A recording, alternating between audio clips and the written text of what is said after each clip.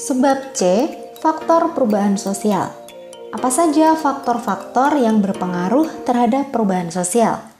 Yang pertama, kita akan membahas dulu faktor-faktor yang menyebabkan terjadinya perubahan sosial. Faktor penyebab perubahan sosial dibagi menjadi dua.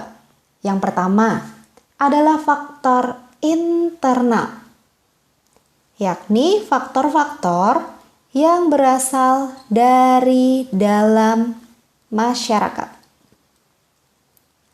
Faktor internal terdiri dari 4 faktor. Yang pertama, ada faktor kependudukan atau demografi. Faktor demografi terkait dengan pertambahan ataupun penurunan jumlah penduduk. Terkait juga dengan migrasi penduduk atau peristiwa seperti ledakan penduduk. Yang kedua adalah konflik yang terjadi antar kelompok di dalam masyarakat.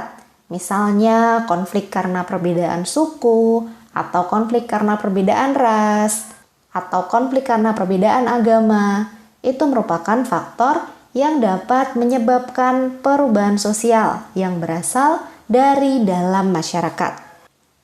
Faktor yang ketiga adalah penemuan baru atau disebut juga inovasi. Inovasi terdiri dari 2 bentuk. Yang pertama adalah discovery dan invention. Discovery merupakan penemuan baru yang benar-benar baru. Jadi penemuan ini belum bisa dimanfaatkan karena masih sangat baru. Nah, yang kedua adalah invention, yaitu merupakan penerapan atau penyempurnaan dari discovery, dari penemuan sebelumnya. Misalnya, penemuan operation system, sistem operasi baru, tetapi belum ada alat-alat yang digunakan dengan sistem operasi baru itu, maka termasuk discovery karena belum bisa dimanfaatkan. Sedangkan ketika sudah ada perangkat baru yang bisa menggunakan sistem operasi baru, maka itu dinamakan invention. Faktor yang keempat adalah pemberontakan atau revolusi. Contohnya adalah revolusi 98. Itu merupakan perubahan yang disebabkan oleh faktor-faktor internal atau faktor yang berasal dari dalam masyarakat. Faktor penyebab yang kedua adalah faktor eksternal. Faktor eksternal ini merupakan faktor yang berasal dari luar masyarakat. Terdiri dari 3 faktor. Yang pertama adalah bencana alam atau perubahan lingkungan alam. Misalnya tsunami, kemudian banyak korban akibat bencana tsunami sehingga menyebabkan perubahan strukturnya masyarakat. Yang kedua, ada peperangan, yaitu konflik yang terjadi dengan masyarakat lain hingga menyebabkan benturan fisik. Jadi kalau konflik itu terjadinya di dalam masyarakat, maka termasuk faktor internal. Kalau perang adalah konflik yang terjadi dengan masyarakat lain, maka termasuk faktor eksternal.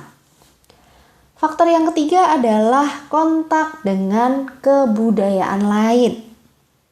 Kontak dengan budaya lain ini nanti menyebabkan terjadinya beberapa gejala sosial.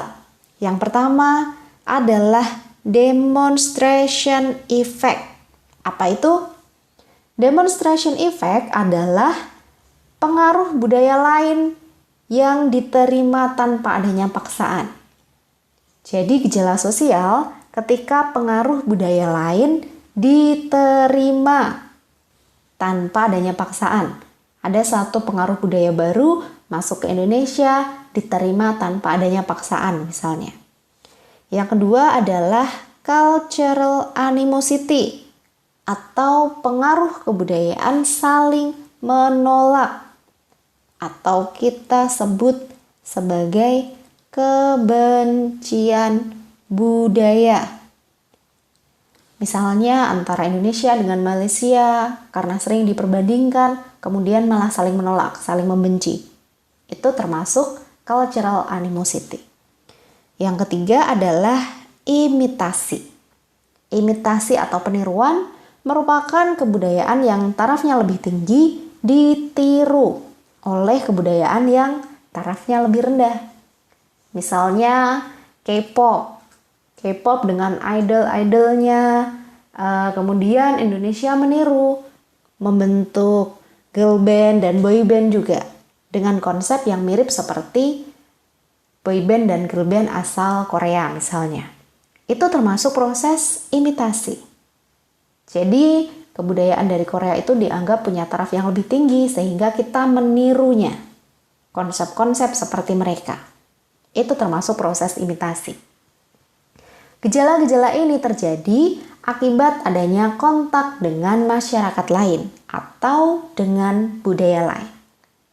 Hal-hal inilah yang dapat menyebabkan terjadinya perubahan sosial. Kemudian kita akan membahas juga apa saja faktor-faktor yang dapat mendorong terjadinya perubahan sosial. Kondisi-kondisi yang kemudian berpengaruh dan mendorong terjadinya perubahan sosial. Yang pertama adalah kontak dengan kebudayaan lain. Ketika suatu masyarakat bersifat terbuka dan bisa melakukan kontak atau interaksi dengan masyarakat lain, maka akan lebih mudah terjadi perubahan sosial. Yang kedua, sistem pendidikan formal yang maju. Ketika ada kesiapan pengetahuan, sistem pendidikannya maju, maka perubahan pun lebih mudah terjadi. Ketiga, sistem stratifikasi sosial terbuka. Masih ingat tentang ini? Sistem stratifikasi yang terbuka. Artinya masyarakat diberikan kesempatan untuk melakukan perubahan status. Untuk berubah status. Itu disebut stratifikasi sosial terbuka. Dalam masyarakat yang menganut sistem stratifikasi terbuka, perubahan sosial itu lebih mudah terjadi. Karena masyarakatnya lebih termotivasi untuk mengembangkan diri. Yang keempat, komposisi penduduknya heterogen atau beragam. Kemudian selanjutnya, ketidakpuasan terhadap bidang-bidang tertentu. Ketika masyarakat merasa tidak puas dengan keadaan yang sekarang, maka masyarakat akan berusaha untuk berubah. Misalnya tidak puas dengan kondisi ekonomi, maka masyarakatnya berusaha untuk memperbaiki kondisi ekonomi. Selanjutnya, sikap menghargai hasil karya orang lain. Ketika hasil karya itu diapresiasi dengan layak, maka orang-orang lain pun akan termotivasi untuk membuat karya juga. Toleransi terhadap penyimpangan. Bagaimana toleransi terhadap penyimpangan kok bisa mendorong perubahan sosial? Apa maksudnya? Ketika masyarakat selalu berupaya menaati nilai dan norma, alhamdulillah masyarakatnya akan berjalan dengan tertib dan teratur. Tetapi ketika kemudian ada perubahan-perubahan baru, ada penyimpangan-penyimpangan yang dilakukan oleh masyarakat, maka masyarakatnya akan bertanya, apa sih yang salah? Apa mungkin memang nilai dan normanya yang sudah tidak relevan dengan kehidupan sekarang, dengan kebutuhannya sekarang? Nah, ketika masyarakat melakukan evaluasi, kemudian bertoleransi terhadap penyimpangan, maka perubahan itu lebih mudah terjadi. Dan yang terakhir adalah orientasi ke masa depan.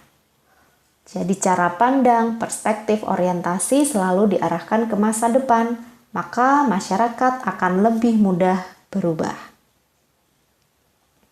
Sebaliknya, kita pun akan mempelajari faktor-faktor yang menghambat perubahan sosial. Masyarakat dengan kriteria-kriteria ini akan mengalami hambatan untuk melakukan perubahan sosial.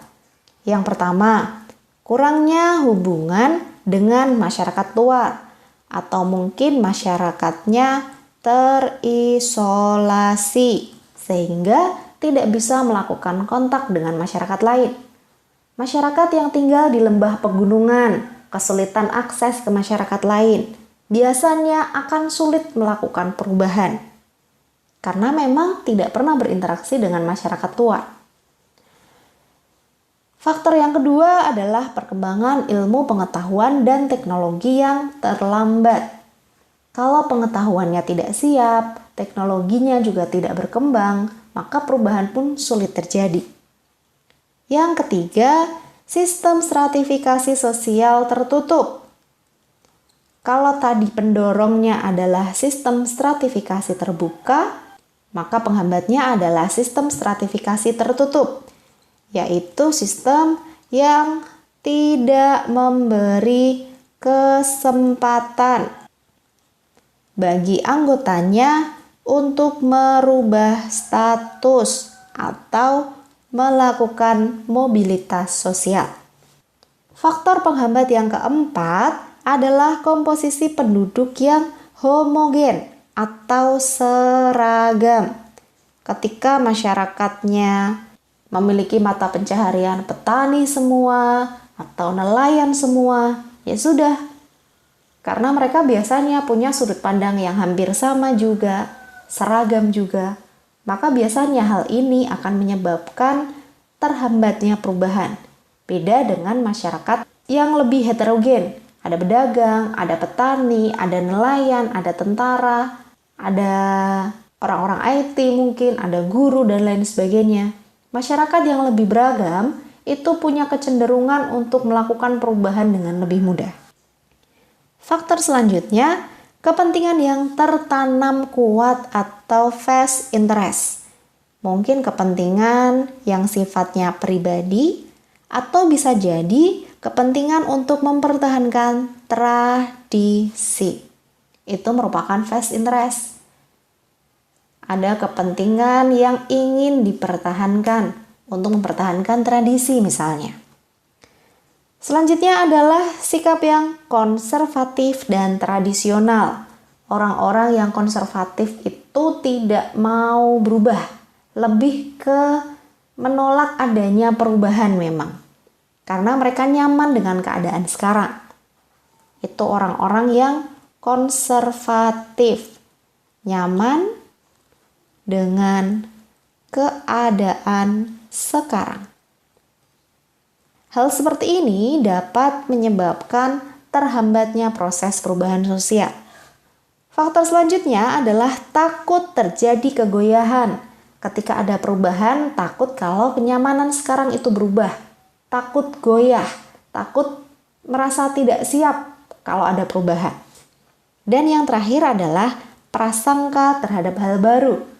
Ketika ada teknologi baru, kemudian masyarakatnya merasa, kok ini dari barat ya? Apakah ini halal ya? Ini boleh nggak ya? Nah, itu namanya prasangka. Ketika ada prasangka terhadap hal baru, maka masyarakatnya biasanya jaga jarak terhadap hal baru itu. Dan itu bisa menghambat perubahan sosial. Contoh soal nomor 3. Beberapa fenomena dalam masyarakat yang dapat menghambat perubahan sosial adalah 1. Sikap masyarakat yang tradisional. 2. Perubahan lingkungan geografis. 3. Prasangka terhadap hal-hal baru. 4. Peperangan yang terjadi antar negara.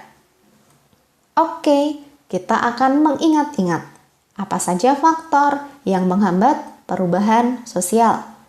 Pertama, masyarakat yang kurang berhubungan dengan masyarakat lain atau masyarakatnya terisolir. Yang kedua, perkembangan iptek yang terlambat. Ilmu pengetahuan dan teknologi yang terlambat itu juga menghambat perubahan sosial. Yang ketiga, sistem stratifikasi sosial yang tertutup. Ini juga menghambat perubahan sosial. Yang keempat, komposisi penduduk yang homogen. Ini juga dapat menghambat perubahan sosial. Selanjutnya ada vested interest atau kepentingan yang tertanam kuat. Bisa berupa kepentingan pribadi maupun untuk mempertahankan tradisi. Selanjutnya adalah sikap yang konservatif dan tradisional. Orang-orang yang nyaman dengan keadaan sekarang dan tradisional itu juga menghambat perubahan. Selanjutnya, orang-orang yang takut kalau terjadi kegoyahan atau terjadi kekacauan misalnya. Itu juga menghambat perubahan. Dan adanya prasangka terhadap hal-hal yang baru. Ini juga dapat menghambat perubahan sosial. Ketika setiap hal yang baru itu malah dicurigai, dianggap negatif, ada prasangka tertentu, itu juga menghambat perubahan. Mana yang sesuai dengan konsep ini? Yang pertama, sikap masyarakat tradisional itu benar, berarti nomor 3 juga pasti benar. Prasangka terhadap hal baru, oke. Perubahan lingkungan geografis itu malah menyebabkan terjadinya perubahan sosial, jadi dia tidak menghambat. Peperangan itu juga malah menyebabkan terjadinya perubahan sosial, berarti tidak menghambat. Jawaban 1 dan 3 pilihannya adalah B.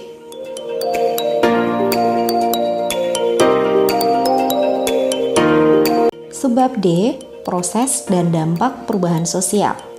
Ada beberapa gejala sosial yang merupakan proses perubahan sosial.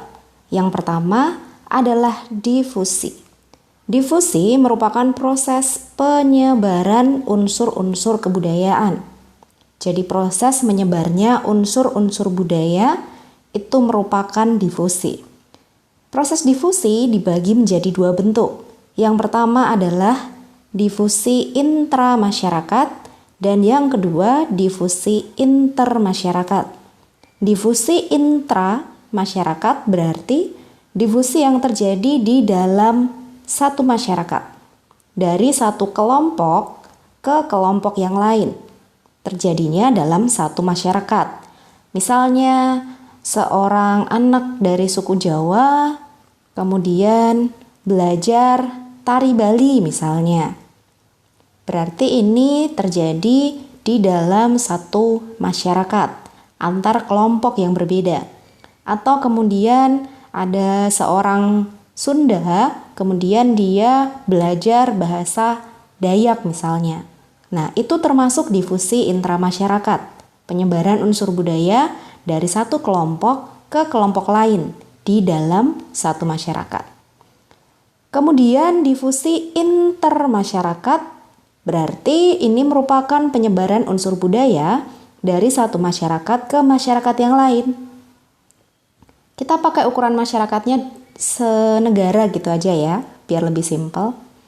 Jadi penyebaran unsur budaya dari satu negara tertentu ke negara yang lain. Lebih simpel seperti itu. Misalnya dari mana ya? Dari Jepang, kemudian menyebarkan budayanya melalui anime misalnya, sampai ke Indonesia. Ini termasuk proses difusi intermasyarakat. Bisa dipahami ya? Ketika ada proses difusi, maka ada proses penerimaannya. Ada proses menyebar, ada proses menerima. Difusi itu menyebar, maka proses menerimanya disebut sebagai proses penetrasi. Proses penetrasi sosial. Proses ini dibagi menjadi 2 bentuk juga. Ada penetration Pacific dan penetration violence. Penetration Pacific merupakan penerimaan unsur budaya secara damai. Tanpa adanya paksaan. Misalnya, remaja-remaja di Indonesia menyukai K-pop. Dari lagu-lagunya, idolnya, kemudian drama Koreanya, itu disukai oleh remaja Indonesia. Jadi remaja Indonesia menerima unsur budaya dari luar tanpa adanya paksaan. Kita menerimanya secara damai. Itu termasuk penetration Pacific. Yang kedua adalah penetration violence. Berarti ini merupakan penerimaan unsur budaya dengan paksaan. Ada unsur paksaan. Misalnya ketika terjadi penjajahan Belanda atau kolonialisme Belanda. Orang-orang zaman dulu ketika masa penjajahan Belanda banyak yang bisa berbahasa Belanda karena memang berinteraksi dengan orang-orang Belanda. Tetapi proses ini kita menerima unsur budaya dari Belanda itu dengan paksaan karena kita berada pada masa penjajahan saat itu. Bisa dibedakan ya antara penetration Pacific dan penetration violence. Jadi ilustrasinya ketika ada proses difusi, ini masyarakat A, kemudian ini masyarakat B. Proses difusi adalah proses keluarnya, proses menyebarnya. Ini namanya difusi. Lalu proses masuknya ke suatu masyarakat, ini yang namanya penetrasi. Oke. Proses perubahan sosial yang selanjutnya adalah akulturasi. Akulturasi merupakan proses pertemuan dua budaya yang berbeda yang lambat laun saling bercampur tanpa menghilangkan kepribadian kebudayaan asli, tanpa menghilangkan ciri khas budaya asli. Jadi ciri khas budaya asli itu masih terlihat. Misalnya masyarakat Indonesia yang menerima budaya kuliner dari Timur Tengah misalnya, nasi kebuli dan lain-lainnya. Itu termasuk budaya kuliner dari Timur Tengah. Ciri khasnya masih sangat kelihatan. Itu bercampur dengan budaya Indonesia, maka termasuk proses akulturasi. Proses selanjutnya adalah asimilasi. Asimilasi merupakan pertemuan dua budaya yang berbeda yang lambat laun melebur menjadi satu budaya baru di mana ciri khas asli sudah tidak terlihat. Yang asli sudah tidak terlihat karena sudah melebur menjadi budaya baru. Ini perbedaan antara akulturasi dengan asimilasi. Kalau akulturasi itu ciri khasnya masih terlihat, sebaliknya kalau asimilasi ciri khasnya sudah tidak terlihat. Bagaimana kemudian perubahan sosial itu berdampak terhadap kehidupan masyarakat? Ada dampak positif dan dampak negatif dari proses perubahan sosial. Yang pertama, dampak positifnya. Kemajuan ilmu, pengetahuan, dan teknologi. Ketika perubahan sosial ternyata berdampak positif terhadap kemajuan ilmu pengetahuan serta teknologi. Yang kedua, terciptanya lapangan pekerjaan baru. Salah satunya adalah dampak dari kemajuan iptek tadi. Yang ketiga, meningkatnya efektivitas serta efisiensi kerja. Ini masih saling berhubungan juga. Kemudian yang keempat, memunculkan ide budaya baru sesuai dengan perkembangan zaman. Jadi budaya bisa berkembang ya. Kemudian sesuai dengan zaman sekarang, tuntutan kebutuhan saat ini misalnya. Muncul ide budaya baru yang sesuai dengan kebutuhan sekarang. Kemudian dampak yang kelima, membentuk pola pikir masyarakat yang lebih rasional dan ilmiah. Lebih rasional dan ilmiah. Karena perkembangan ilmu pengetahuan, maka masyarakat pun bisa berpikir secara lebih rasional. sebab akibatnya jelas. Arah berpikirnya itu bisa secara ilmiah, bisa dibuktikan. Bukan hanya karena kata orang. Kalau orang-orang zaman dulu, ketika belum ada dasar berpikirnya, dasar ilmunya, seringkali hanya berdasarkan kata orang. Kalau sekarang ada sumber-sumber wawasan, sumber-sumber pengetahuan, bisa diakses, sehingga masyarakat bisa berpikir lebih rasional dan ilmiah. Dampak positif selanjutnya adalah tatanan kehidupan masyarakat yang lebih modern. Ini merupakan dampak positif dari perubahan sosial. Lalu bagaimana dengan dampak negatifnya? Dampak negatif dari perubahan sosial. Yang pertama, tergesernya budaya asli oleh budaya asing. Ketika kemudian gempuran dari budaya asing itu masuk, kemudian menyerang budaya asli, bahkan lebih banyak disukai oleh orang-orang zaman sekarang. Baik mungkin remajanya, orang dewasa juga, ternyata banyak yang lebih menyukai budaya asing. Sehingga budaya asli jadi terpinggirkan. Misalnya orang-orang lebih mengerti tentang perkembangan K-pop dibandingkan dengan aksara Jawa mungkin atau gamelan Jawa mungkin. Itu merupakan dampak negatif dari perubahan sosial. Yang kedua, cultural lag atau ketertinggalan budaya. Ketika satu unsur budaya sudah lebih maju, jadi unsur budaya tertentu lebih maju, sedangkan unsur budaya lain masih belum maju. Ini akan mengakibatkan terjadinya cultural lag atau ketertinggalan budaya. Satu unsur budaya tertentu sudah lebih berkembang, sedangkan unsur yang lain belum. Misalnya, ilmu pengetahuan dan teknologi itu sudah berkembang, tetapi ternyata perilakunya belum mengikuti perkembangan itu. Nyetir mobil tetapi sambil main smartphone misalnya. Smartphone itu merupakan teknologi yang sudah berkembang, tapi pola perilakunya itu yang belum berkembang. Karena ketika menyetir mobil, tidak boleh disambi dengan main smartphone. Seperti itu termasuk gejala culture lag. Yang ketiga, munculnya penyimpangan sosial baru yang makin kompleks. Karena kehidupan masyarakat setelah adanya perubahan sosial itu lebih kompleks, penyimpangan baru pun bisa makin kompleks. Dampak selanjutnya adalah lunturnya norma-norma yang berlaku di masyarakat.